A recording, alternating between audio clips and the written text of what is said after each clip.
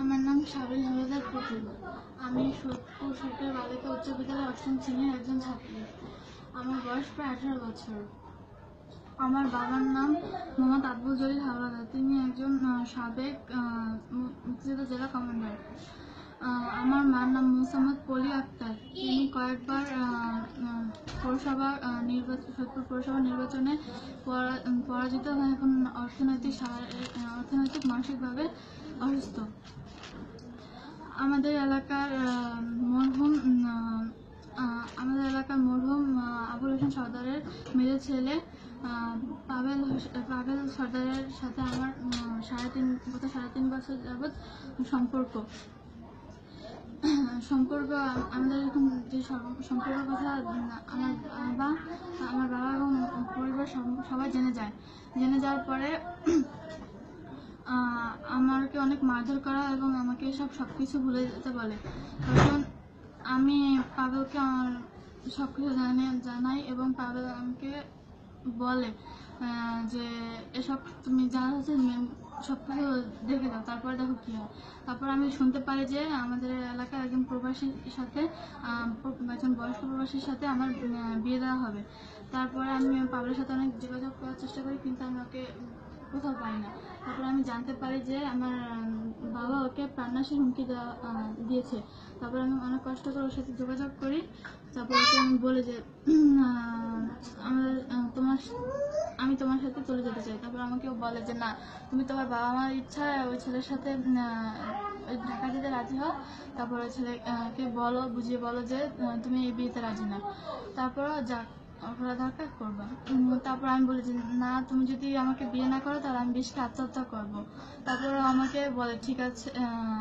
তারপর আমরা দুজন বলি ঠিক আছে, আর আমরা দুজন পালিয়ে যাবো। তারপর আমরা পালিয়ে যাওয়ার সময় আমার মাকে বলি যে তোমার আমার জন্য কোনো চিন্তা করো না, আমি ভালোই আছি, আর তোমরা এসব নিয়ে কোনো বাড়াবাড়ি করো না। তারপর আমার বাবা থানায় গিয়ে মিথ্যা অপহরণের মামলা করে আমার স্বামীর নামে, তার বড় ভাইয়ের নামে আর তাদের চাচাদের নামে। তারপর এসব চলতে থাকে। তারপর আমি অনেক কষ্টে আমার মাকে ফোন করে বলি যে তোমরা সব কি করছো, সব মামলা তোমরা উঠিয়ে নাও। তারপর আমার মা বলে ঠিক আছে, আমি মামলা উঠিয়ে নেব, আগে তুই আমার কাছে ফিরে আয়। তারপর আমি বলি যে ফিরে আসবো, আগে তোমার মামলা উঠা। তারপরে বলে যে তাই ফিরে। তারপর আমি আমার বাবা মার কাছে ফিরে যাওয়ার আশায় যা ধরি, তখন রাস্তায় আমাকে প্রশাসন ধরে ফেলে। প্রশাসন তখন আমাকে কোর্টে নিয়ে যায়। কোর্টে নিয়ে যাওয়ার পরে ম্যাজিস্ট্রেটের কাছে আমার জবানবন্দি পেশ করতে বলে। তারপর আমি ম্যাজিস্ট্রেটকে সবকিছু খুলে বলি, আমার বিয়ের কথা বলি। ম্যাজিস্ট্রেট আমাকে বলে যে তুমি এখন আপাতত তোমার বাবা মার কাছে যাও, তখন যা করা লাগে আমরা করবো, যখন স্বাভাবিক অবস্থা হবে, আর তুমি তোমার পড়াশোনা চালিয়ে যাও। তারপর আমার বাবা মা আমাকে বন্ড সই দিয়ে তাদের কাছে নিয়ে যায়। তারপর আমাকে একটা ঘরে তালাবদ্ধ করে রাখে আর জানলা দিয়ে খাবার দেয়। তখন পরের দিন আমি দুপুরবেলা শুনতে পারি যে সেই বয়স্ক প্রবাসী লোকের সাথে আমার বিয়ে দেওয়ার কথা চলছে, আর পাভেলের কাছে আমাকে আর দেওয়া হবে না, আর এই মামলা উঠানো হবে না। আর এই বয়স্ক প্রবাসীর মোটা অঙ্কের টাকা নিয়ে আমার বাবা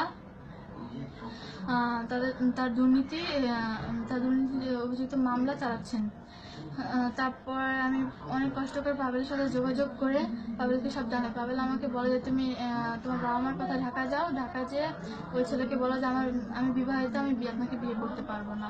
তারপর আমি আমার বাবা মার মারধরের কথা ভয় করে পরের দিন সন্ধ্যাবেলা আমার মা যখন নামাজ পড়তে যায় তখন আমি পালিয়ে যাওয়ার পরে আমি আমার এক বান্ধবীর বাসায় আশ্রয় নিই। এখন অব্দি আমি সেখানেই আছি। তারপরে আমার বাবা একটি বিশেষ মামলার সাক্ষী দিবেন, কিন্তু তিনি মিথ্যা দাবি করেছেন যে পাভেলের চাচা সেই আসামির পক্ষ নিয়ে পাভেলের মাধ্যমে আমাকে অপহরণ করেছেন, যা সম্পূর্ণ মিথ্যা ও চক্রান্তমূলক। এই অবস্থায় আমি যদি বাসায় ফিরে যাই তবে আমার প্রতি শারীরিক নির্যাতন করা হবে এবং সেই প্রবাসী বয়স্ক লোকের সাথে আবার বিয়ে দেওয়া হবে, যাকে মেনে নেওয়া আমার পক্ষে অসম্ভব। এখন আপনারা সব কথা এই ভিডিও যা দেখছেন সব কিছু শুনে নিয়ে আমার জন্য যা করা দরকার আপনারা করবেন, আমার জন্য এগিয়ে আসবেন। আর আমার সাথে যাদের সম্পর্ক, যেসব মানুষের সম্পর্ক জড়িয়ে আছে তাদের জন্য যা করা দরকার করবেন, এটাই আপনাদের কাছে আমার দাবি।